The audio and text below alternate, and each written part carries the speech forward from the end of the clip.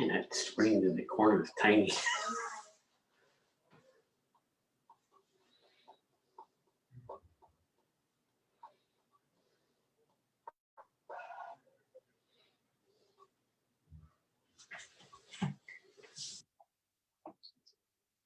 Okay.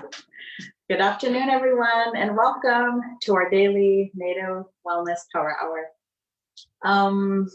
Today we're in the middle of week 9, so like the 60 some power hour, and we're super happy to be here. We're super happy to see you here. We want to just introduce our team here. My name is Jillene, Joseph. Well, Penn. Shadren, Joseph. And today our session is on bow making and hunting and meat processing and cooking. So we have 4 different segments today, and I'm going to be interviewing these 2, and then at the very end we're gonna make some two yummy meals. So the Native Wellness Institute, we're a national nonprofit organization, and we exist because of the lasting impacts of historical and intergenerational trauma. And on mid-March or so, when this pandemic hit, we quickly knew that an already traumatized people were going to be re-traumatized. And so we quickly switched up and we started offering these daily Native Wellness Power Hours as a way to bring uplifting and encouraging messages, a way to bring workshops and information and laughter and comedy and opportunities for our well-being and opportunities for our healing. So we're super grateful this week to the Indian Collective who is sponsoring us, and now we're gonna jump in. So I'm gonna ask Shadren some questions. So Shadren is our youngest. He's 19, and he's been hunting since he was 10 years old, and he was inspired by many people. And I want to give a shout out to Wade McGee and to Wyasti Perkins. So maybe they're tuning in today, but I want to thank them for the guidance and motivation that you've provided my son and the teachings that you have given him, especially around bow hunting. So Shadren, can you just tell us a little bit about what you have here? Yeah, I got a yew wood stave here that I cut down myself. Yew wood is also like one of the top woods you could use for like bow making and stuff. This is what it looks like as just plain like piece of wood, and after the whole process, it comes into the actual bow. Yeah. Cool. So how long did that take you to go from there to there? Like how long did that take you? Probably it's a long time. 2 months maybe. 2 months. So if you notice the string, Shade, if you want to show this, the string on there is actually made from sinew. So from the elk that he gets, he saves the sinew and he scrapes all the meat. And you want to tell a little bit about that process, how you make that rope? Yeah, it all starts from like when you first shoot the animal and get off all the sinew, and then bring it home, scrape off all the meat. I rinse it off in water, get off all like the grease and like fats and oils, and get all that off. Let it dry like overnight or so, the whole day. After that, you like peel apart all the little fibers to like maybe pencil head size. And then after that, you soak it in water, and then just start braiding it into a string. Awesome, awesome. So how many bows have you made so far? I've made 3. One of them, the first one broke, so I have 2. Yeah. Okay, awesome. I remember he was making his first one as a gift, and he was just like devastated when it broke because he put all that time and all that love, into it for the gift. But he learned a lot of lessons. And one of the things I was telling him when he was making the bow, he was listening to like the things that Wyasti and Wade taught him. And then he would go on YouTube and search things on YouTube. And then one day I told him, just think of think about your ancestral wisdom and your ancestral strength and call upon that, because that knowledge will come out as you're making your bow. And then pretty soon he comes in and he has this awesome product. So thanks, Shady. So one of the reasons why we wanted to do this session today is because a lot of people are like getting into gardening, and we're hearing from people that they want to get into hunting and really exercise what people are calling our food sovereignty, like eating as traditional foods as we can. And of course that includes like growing, but it also includes hunting. And we know that we come from hunting families, and so the hunting tradition has been in our families for generations. And we just wanted to share how our family does it, and maybe encourage or inspire other people like to get into hunting. And so Shadren, he usually rifle hunts. They usually rifle hunt, or we usually rifle hunt. He has hunted with a store-bought bow, and he's waiting to go to use this bow on a hunt. So I can't wait for the day where he can get something. He's gotten like rabbits and stuff in the backyard, but I know he's waiting for that big hunt for that. So we're gonna move now into to talk about hunting, and so we'll start with Shadren first, and I'll just ask you a few questions, and then I'll ask you, Will. So Shadren, can you tell us about like what inspired you or motivated you to want to start hunting, and how old were you, and how all did that go? Yeah, even before like I first started hunting, like I was interested in like nature, like wildlife. Like I would like watch the Discovery Channel or like animal shows on TV or whatever. Just kind of cool to watch the animals just do their thing in the wild, like with no like not being disturbed by any like modern influence or anything. Yeah, so right. What was the last part of the question? Well, this about like how did you start? What inspired you or motivated you? So you talked about always being interested in the outdoors and animals and natural habitat, undisturbed habitat. And then what motivated you to start hunting? I mean, first time I went hunting, I was like asked to go hunting, which was like not even like a thought in my mind. So I was like, oh yeah, for sure. Like I'll go with you guys. And I was 10 years old and I got my first deer, which was a profound experience. Just the feelings you get when you take an animal's life. It's if you feel accomplished. I kind of felt bad for the animal, but it was all for put food on the table for my family and to share with others. So you were 10 when that happened. Yeah. So first I know that you went through hunter safety, and I think it was every week Will would take you to your classes and take you to your final exam, and you were sharing like you were the youngest person in the hunter safety course, but you passed. And then can you just tell us a little bit about the first time that your first kill? Can you just share a little bit about that story? He said, I just did. Well, one thing that I want to share, so after when he got his first deer, so he's 10, and he came home, and we just had an honoring for him. It was like a rites of passage in a way for him becoming a man, or a young man at 10, and becoming a provider at 10 years old. And so we had this big dinner, and we were just holding him up in that way. And like, I remember I was given this big old long speech about him being a provider and all this kind of stuff. And then after, he's like, what's a provider?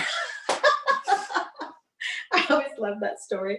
But he's been a provider for our family since then. So for the past 9 years, so for the past 10 years, really, he'll be turning 20 this summer. And he provides meat for his grandparents and for our household. He provides meat for the households of his siblings, like when they go away for school. And he gives lots of his meat to other people and families. And I'm just super proud of him, and super proud that he carries on this hunting tradition. So What are your other thoughts, Shadren, just about hunting in general? Like, what does that mean to you, or what has hunting taught you? That's a good question. What has hunting like taught me? Mm-hmm.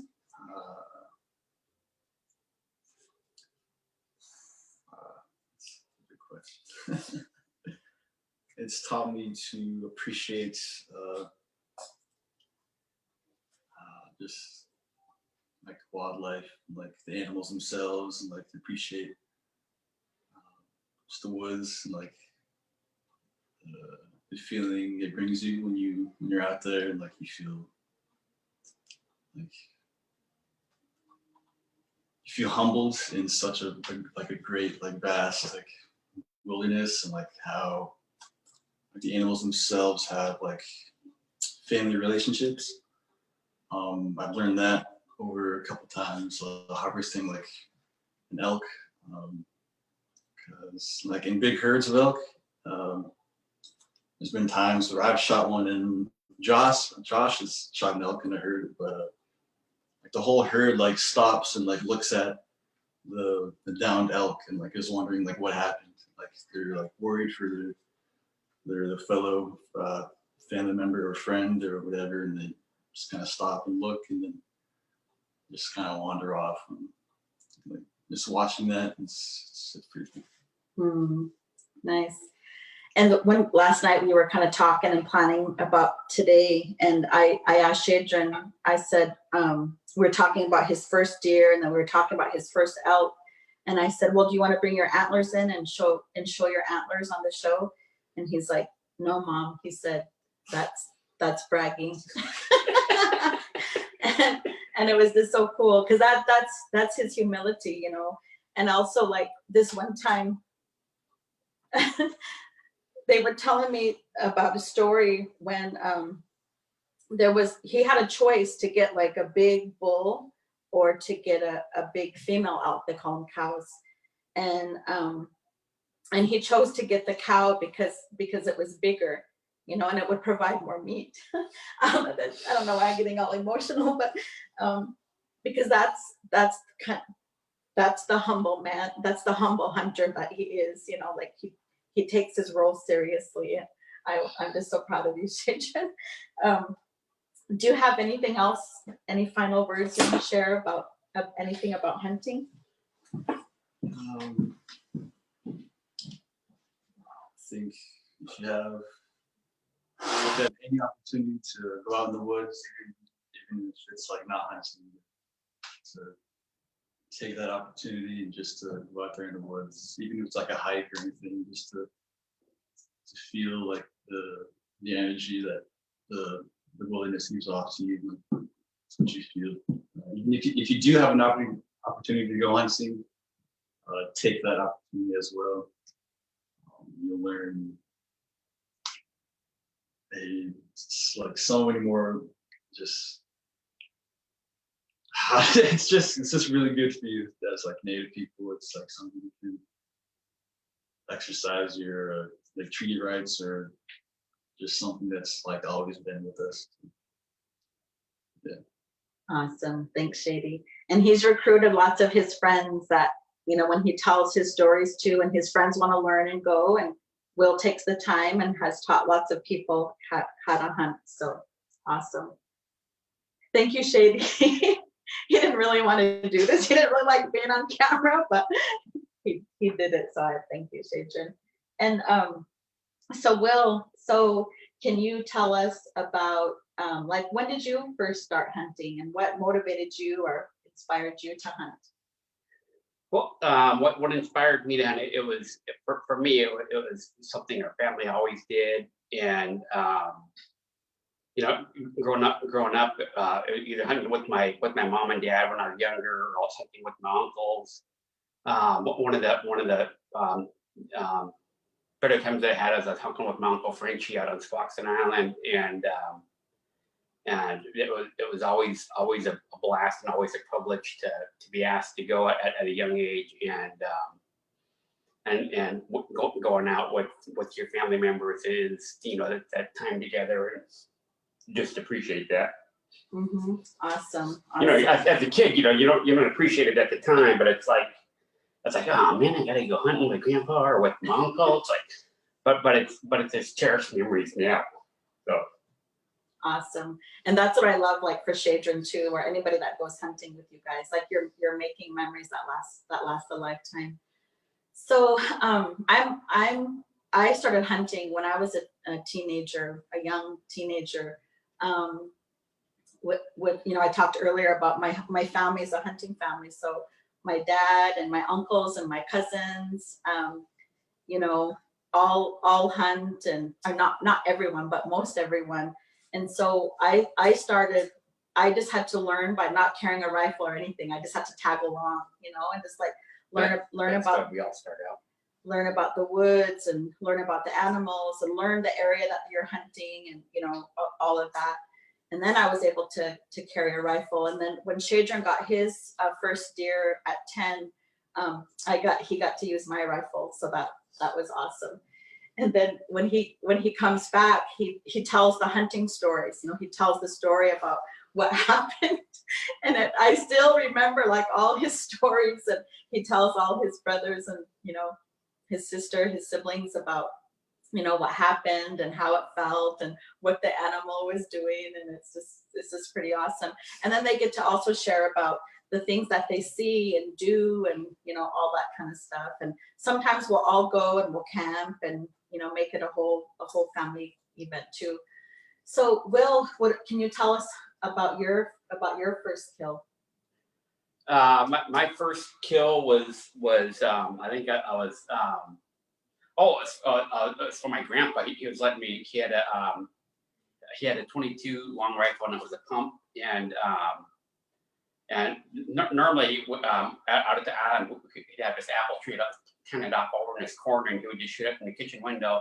But every once in a while, he just wanted to go out and teach us how to use the gun and stuff. And I got to use that little 22, and he showed me where to shoot the deer, and it was phenomenal. And with my grandpa, it was if you killed something, you couldn't let it go to waste. So you grow up, you get the BB gun and stuff, and so my grandma, she would guilt me, but my grandpa, if you killed something, then you had to eat it.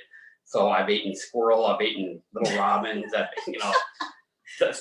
like you learn to respect that life. So that was pretty phenomenal. And it's like as I was growing up, it's like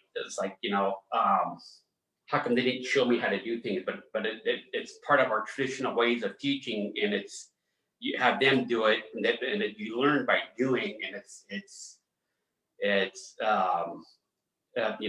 learned later on that was part of the traditional ways of teaching and the traditional ways of knowing. So because you can tell somebody how to gut an animal, but actually gutting the animal yourself is a whole new experience. And all the words they told you got your hands in there and you're like going, what are you talking about?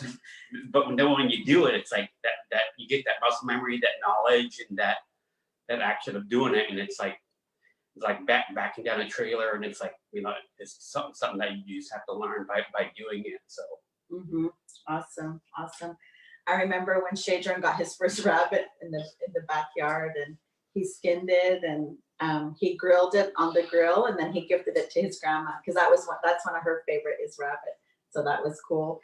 And then one time we had company over, and I was out and about somewhere, and it was actually Robert. He texted me, and he's like, "Is it okay?" Who was out of state? I was somewhere gone traveling. And Robert texts me and says, "Is it okay if Shady shoots a rabbit in the backyard?" I said, "Yeah, that's fine." And the next thing, he texted me a picture, Shady's arrow and the rabbit. He already got it. Oh, that was funny. So last night we were kind of like, okay, this is what we're going to do tomorrow. Kind of put together a little agenda for today, and we were laughing, and it was fun, just reminiscing about all these stories. And Shadren's like, he's like, well, okay, I can tell this story. And I'm like, no, don't tell that story.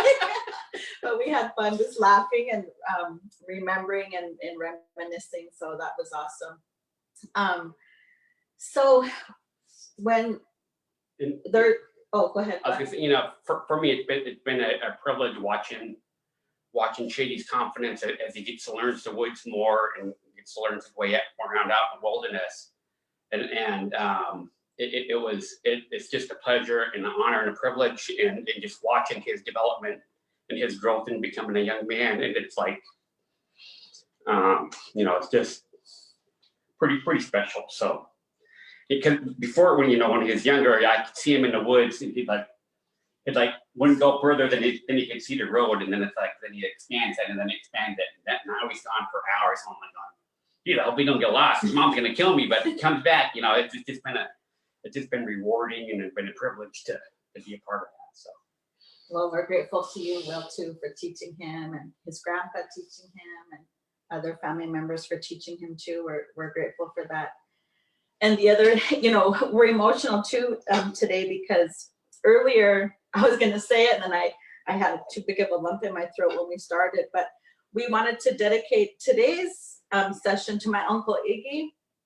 So hi Iggy. So Iggy Stiff Farm and my cousin Corey Stiff Farm. So my cousin Corey is like super busy right now healing from cancer. So if we could all just send some collective prayers to him and my uncle Iggy, he's a Vietnam veteran and he was exposed to Agent Orange. And so now he's living with ALS or Lou Gehrig's disease. And so hopefully he's tuning in too, and we just want to send our love and our prayers to Iggy too. They're both avid hunters, and so last night we were just talking about all our family members who hunt and the people who taught us, and we're just in a state of gratitude about that. And so that we're thinking about you both and all of our family, and we're grateful for these teachings. And so for the people that are out there watching who might be 10 years old or 20 years old or 40 years old or 60 years old and have never hunted before, like what would be some tips that you would share with the people that want to start hunting, that want to learn how to process a meat and cook it and all that? Shadren, do you want to start? Yeah. If you want to start hunting, where to start? Probably just you ask around your other family members, maybe your uncle, maybe a cousin that you know or whatever. But also learning or knowing that it's not just killing an animal and then eating it. It's like what Will said. The animal has a life, has a whole family that has friends and just like us, has those relationships and yeah. Okay. I can say. All right, good. Well, what would you I tell? would say if you're considering it, get to know the area that you're thinking about going. And like Shadren said, get with family members, friends that might be hunting or just experience out in the wilderness. Get to know your areas so you won't be one of the people that get talked about when they get brand new and they get lost out in the woods. So go learn your areas. Take a hunter safety course because it's very important to know how far that bullet goes, because that bullet not only drops an animal, but if you miss, you gotta be aware and you gotta be responsible of what's in the background of that animal. And it's those are the important things about learning your area, learning your hunting areas, and the obvious things. You don't hunt around houses and those kind of things. And because you want to be responsible, because you don't want to be one of those ones that accidentally shoot somebody. So just learn your areas and learn what's in the back of the animal, and learn your weapons. You go out target practice, and target practice some more. And you want to be humane when you're hunting. You don't want the animal to suffer. You don't want to wound it and then track it and then lose it. But just learn your areas. One of the things that Shadren does, he has this video game, and it shows the organs of where the animals are at, and And those are good things to learn. Because when you shoot the animal, you don't want it, like I said, you don't want it to suffer very long. So it's like learn those kind of things, and then your buddies are going to be watching you, but it's an honor and privilege as soon as you stick your hands in there and starting that process. It's like just that feeling that you get when an animal drops, and it's like whoa, it's just incredible. And you're providing healthy food for your families. It's not, it's like we know what's in it. It's fed from the wild, and whatever we add to it is like salt and pepper and the seasonings that we have here. There's no other chemicals. There's no growth hormones in it, and it's just way healthier for you. And it's what your ancestors used to eat, and it's part of your blood memory, and it's part of your. To me, it's part of my healing process too. So. Awesome. And then my suggestions for new hunters, in addition, is like not just going out and buying a gun, and it's just like the hunter safety course. I recommend that as well. That teaches you about your rifle and how to care for it, or about your bow and how to care for it, and things like that. That's super important. And then seeking out mentors and people that can continue to teach you and to show you, and even to guide you, like to go with them, right? And even like how all of us started hunting, we hunted with no weapon. We were just on our feet and getting up before dawn and getting out there, and just learning all that part of hunting, And we just encourage you though, because this is a beautiful family tradition that you can pass down. I know that someday, my grandchildren will be hunting, and we have little ones that we're teaching how to hunt now, and they love it. They love getting out there and just making them feel safe around guns, and gun safety, when you're not in the hunting season, is important too. So anyway, that's what we want to share and about hunting. So now we're gonna move into like the processing part. So a lot of hunters might hunt, and they might take their meat to a meat processing place to process the meat for them, and that's fine too. We grew up processing our own meat. So I learned from my grandma. My grandma, you could throw a deer, pull out cardboard and throw a deer on the kitchen floor. It was just like, that's what I remember as a kid, like, and she has it all done. She taught me how to cut meat. She taught me how to make dry meat. My dad used to be a butcher, so I learned from him like all the cuts, like, oh, this is a good roast, or these are the good steaks, or this is for stew meat or whatever. And so we have this big counter here, and it's a big family event when we do our processing. So we have somebody that's taking the meat off the bone, and then someone else who's cleaning it up, cutting off the gristly part or sinewy part or whatever, or Shadren taking off the sinew for his bows, somebody washing and wrapping and labeling and taking, so it's a whole like day event, or several days actually. And then one of the things that after we get the good stuff out of the way, we have like a pile that we call the grind meat pile, and that's to grind up into hamburger or sausage, or summer sausage, or pepperoni, or hot dogs, like all the different kind of things that we've made, and we call that grind meat. And if we're too tired, because it's a long process in doing that, and you learn more and more, and you get better and better as you do it. And as we're doing it, like with our food as well, like we're putting our good intentions and our love into even processing the meat. And so when we eat it, like we feel that, and we can taste the difference. Like the other day, we had some beef, and I cooked it the other day. I just made goulash, and then we were eating dinner, and Shadren takes a few bites, and he looks at me and he goes, "This is beef, isn't it?" I'm like, yeah.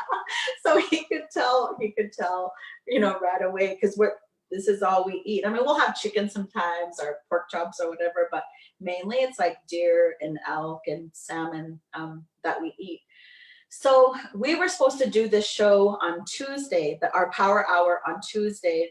And so we had actually thawed out some of our grind meat that we didn't grind yet. And we'll do that a lot. Grind it later, so it's fresh later. So Will took it out days in advance to thaw out. We had everything to do the grinding on Tuesday. Like we were going to do it live and show you like how to make hamburger and how to make sausage. And then our internet was all bad on Tuesday. And so we couldn't do the show. And I called Gene like 20 minutes till, and he was riding his bike, but he did the show. So Meat can't So wait. hands up to Gene for jumping in there. Thank you, Gene. Thanks, Gene. So the meat can't wait, right? Like we had to grind it on Tuesday anyway. So these two ground it up on Tuesday, and they made hamburger and they made sausage. And so Jillene, who's been our producer extraordinaire, thank you, Jillene.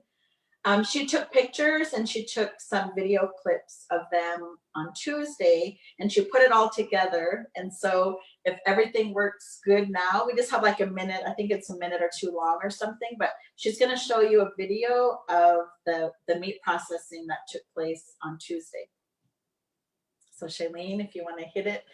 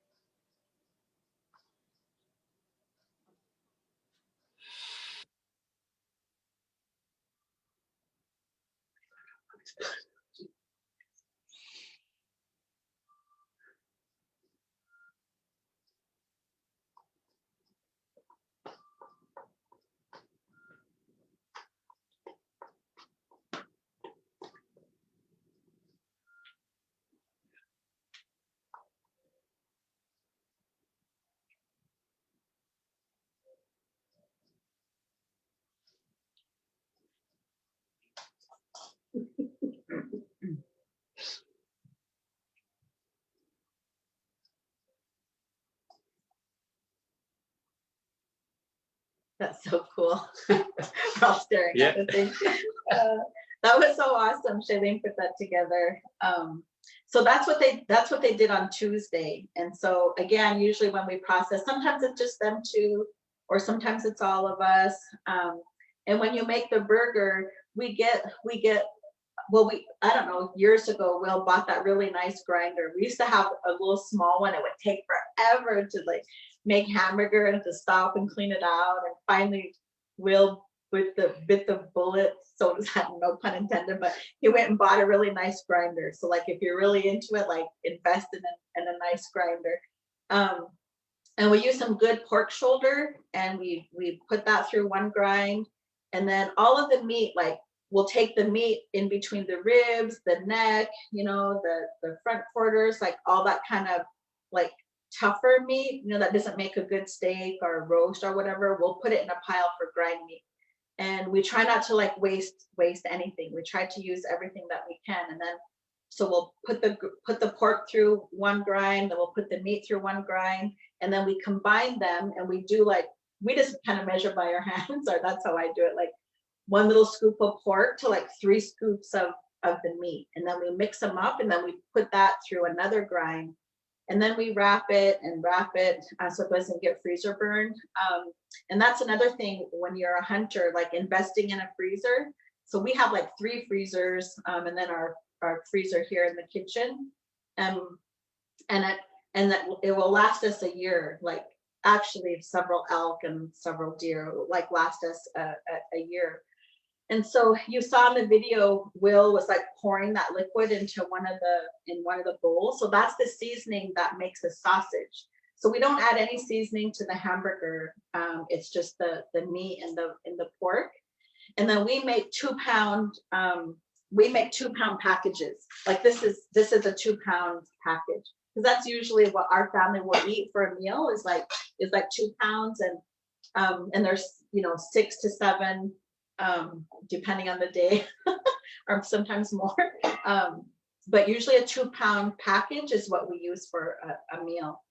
And then for the pork, we'll buy store-bought seasonings, sausage seasonings, and then sometimes we'll make up our own. So one time we were all around here, and there was like 5 of us, and we were all doing our own mix for sausage. And so we all had our own bowl of meat and just adding all kinds of different stuff, and then we fry them up, these little taste tests.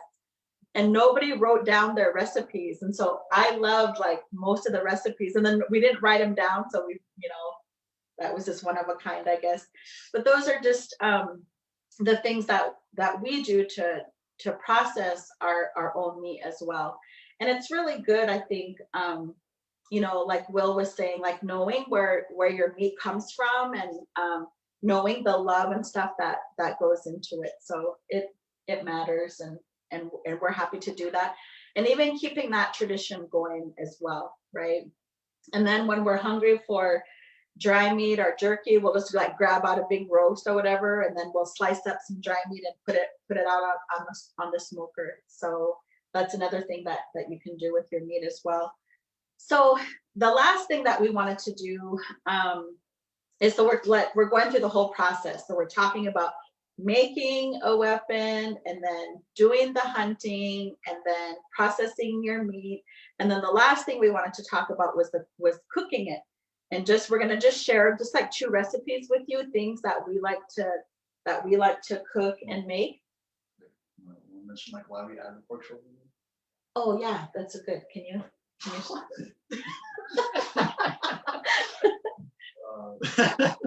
So like why we add the pork shoulder is just to like add a little bit of like flavor in there, like a little bit of fat, and just so it's not like pure like dense red meat. Like help it like stick together a little bit more. And yeah, that's good. Thanks. I forgot to mention that. And the other thing about hunting, even like it's hunting. It's not going out and killing something on every trip.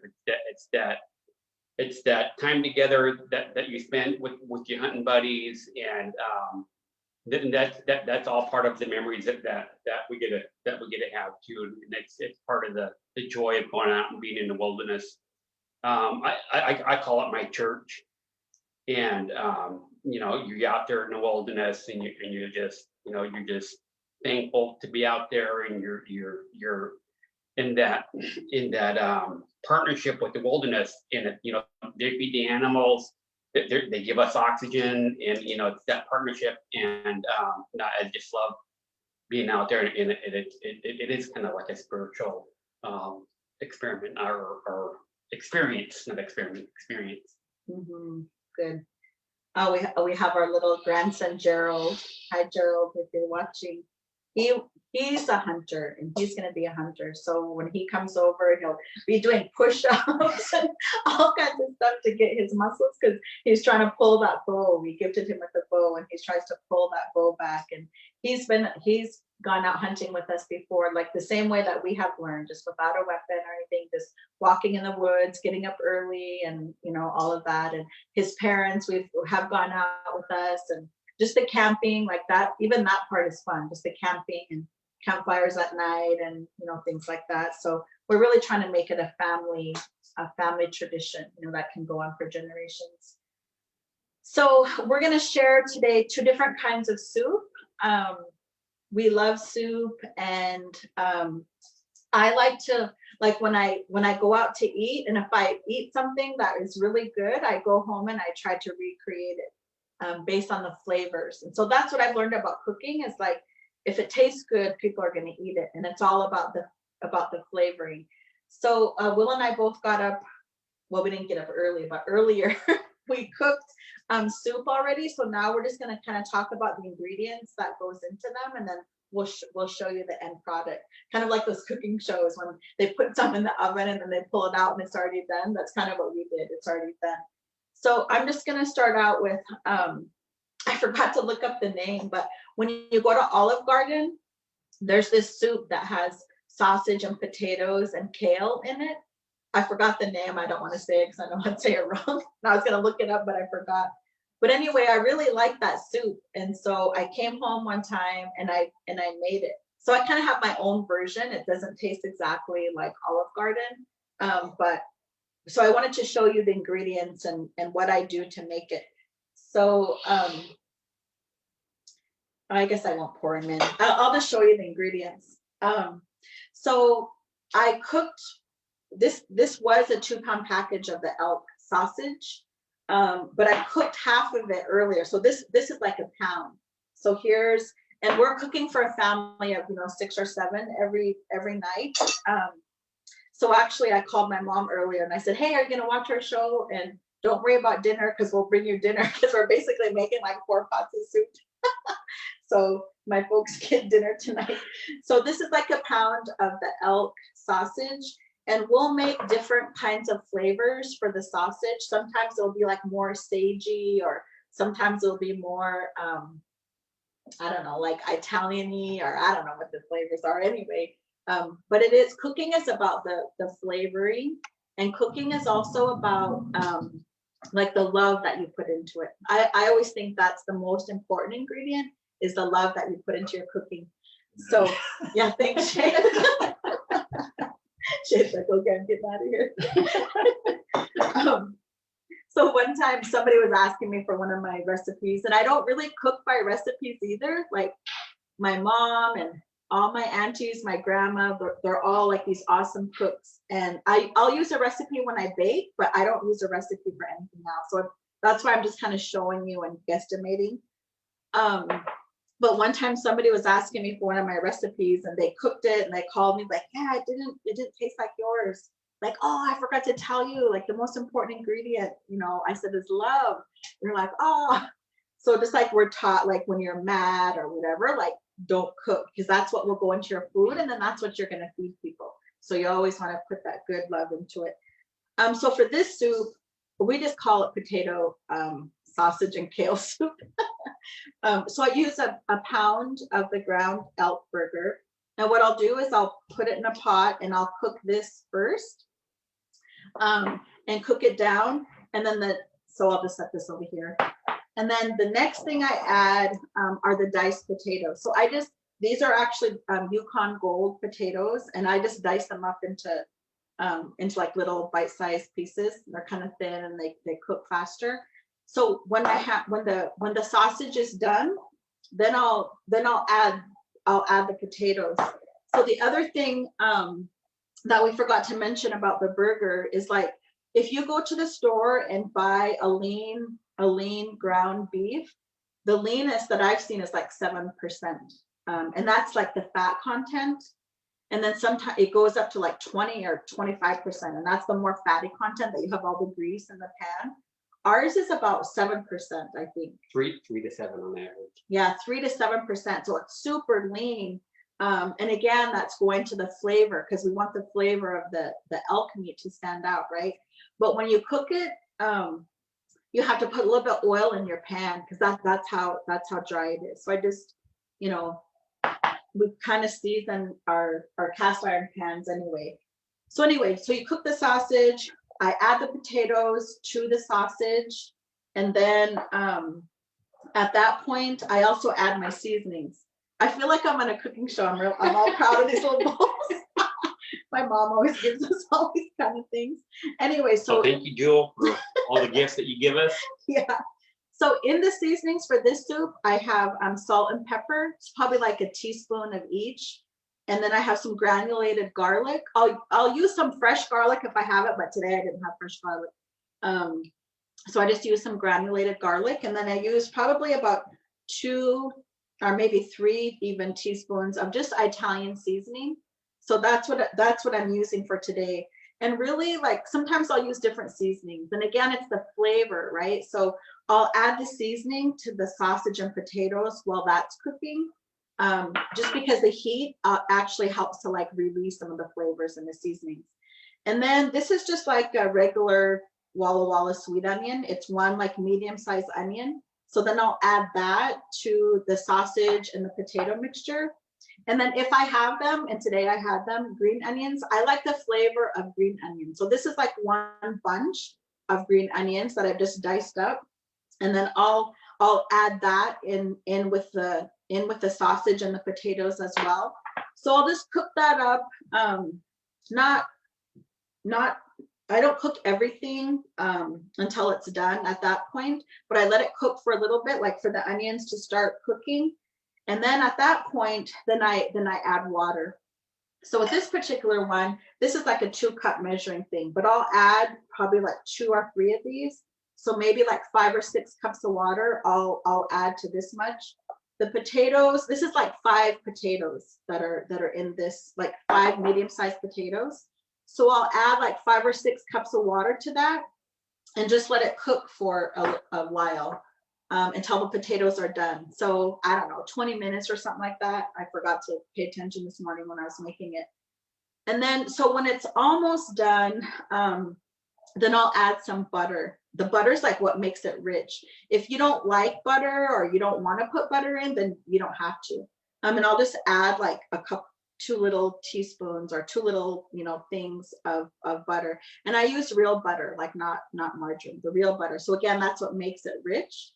And then after I add the butter in, then the kale. So the kale is like, some people call it a superfood because it's the dark green and dense vegetable.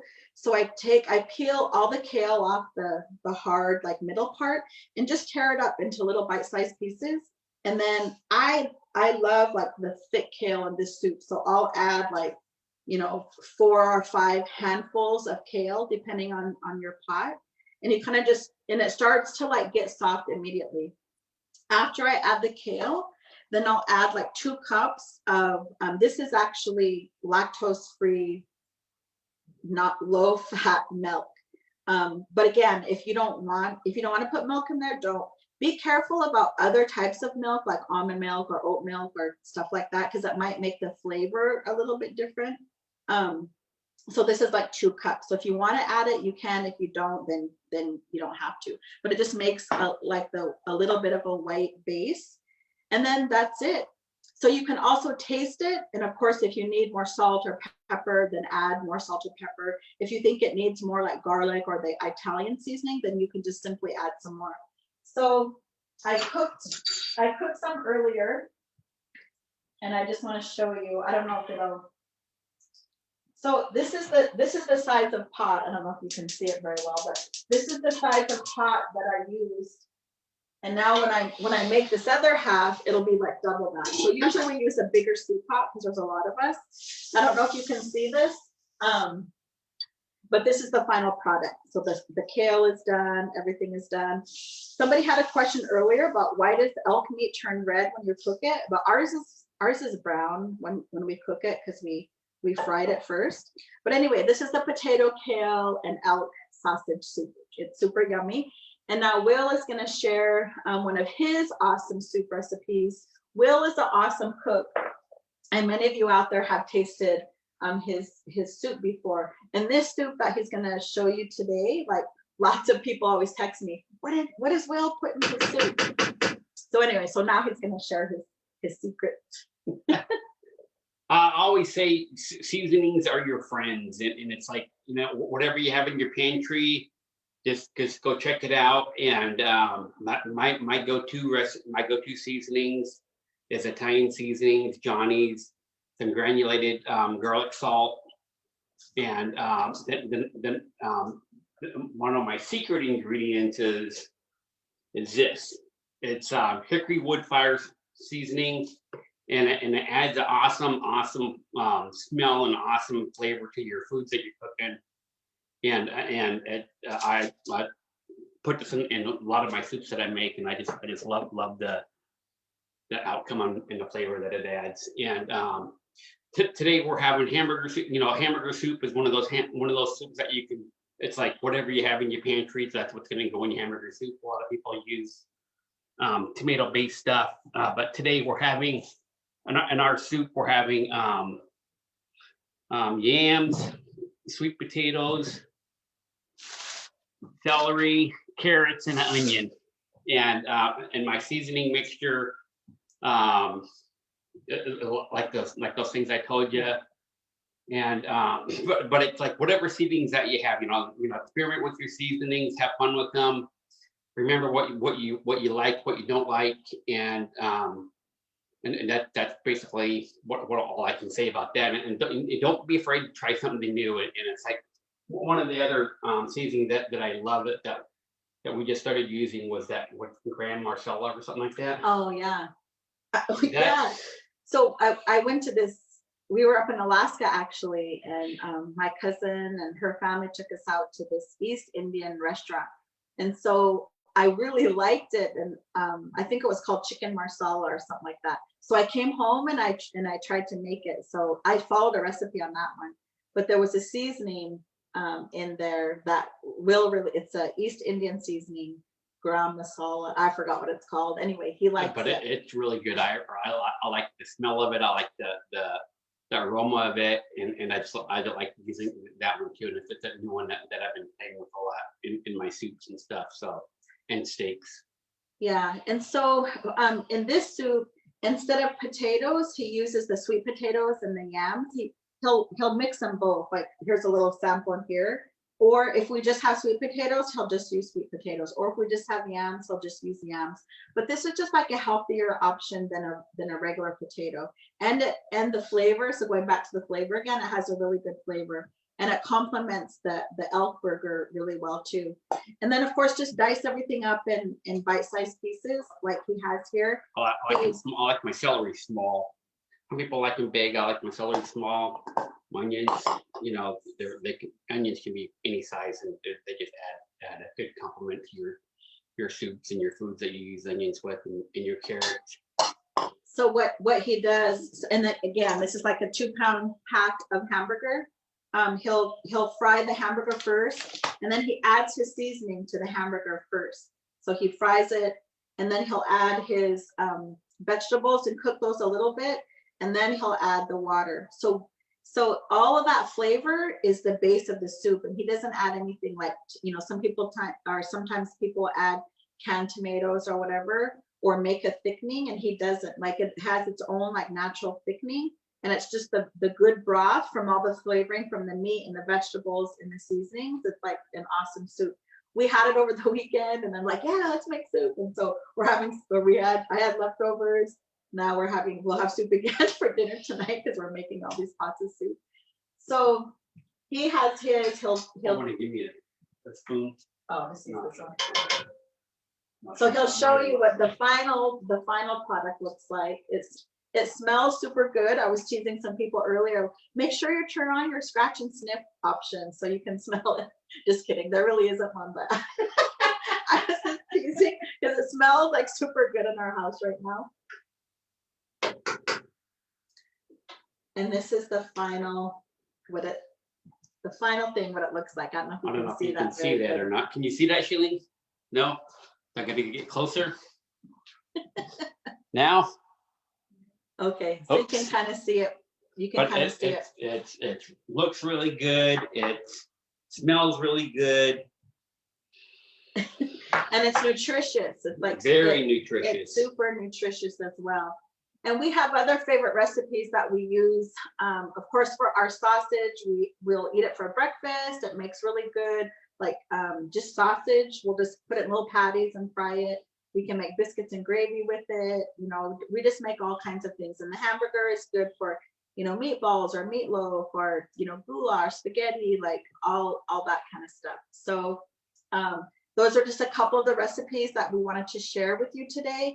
We hope you enjoyed this session. We had fun. In the time of this pandemic, we'll either cook together or we take turns cooking like every night. And that's kind of our norm anyway. That hasn't changed for us since this pandemic. We don't eat out a lot. because we like to eat our wild game. And it costs an arm and a leg, like if you can find it anywhere, it's like super expensive. So we wanted to just bring you into our home, and we thank you for coming and listening to us. We want to give a shout out to Jillene, who has been our producer and put that video together, and maybe we'll put that video online later as well about the processing. And we also want to thank the Indian Collective. So the Native Wellness Institute, we wrote a grant to the Indian Collective to support these Native Wellness Power Hours. So we want to give a shout out to them. In the past, we've also had support from the Noise Foundation and from the National Indian Child Welfare Association. In the future, we're going to have some other sponsors coming up that we'll be excited to announce in the next coming weeks. So the Native Wellness Power Hours, we run every day, 7 days a week, 9 a.m. Hawaii time, 11 a.m. Alaska time, noon Pacific, 1 Mountain, 2 Central, 3 Eastern. I know it's 7 a.m. in New Zealand, and we have lots of visitors from there. But like we said in the beginning, this is our contribution to the pandemic. It's our contribution to bring uplifting messages, to bring some hope and some laughter, some love and some healing. And we intentionally try to do different programming every day that might resonate with different, groups that are out there. So please share with your family and friends. Tomorrow is Friday already. It's the end of our week 9. We'll have Theta Newbreast, and she'll be talking about from chaos to wellness and just some tips to help us on our wellness journey. And then Saturday, we start our week 10, and we have our dear sister all the way over from New Zealand, who is going to be who's going to kick off our week 10. And she's going to be up on this beautiful mountaintop, and we're hoping the service works up there. And she's going to be talking about genealogy and ancestry and nature and how all these things intersect. So please tune in. Sunday is always our prayer songs for many nations, and we have singers from across the country that will come. And then we have a whole nother week of programming, Monday, Saturday through Friday. So thanks for tuning in. We're happy. It was good cooking with you, Will. Yep. Stay home, stay safe, stay healthy. Yes, thank you. All right, we'll see you next time. Bye.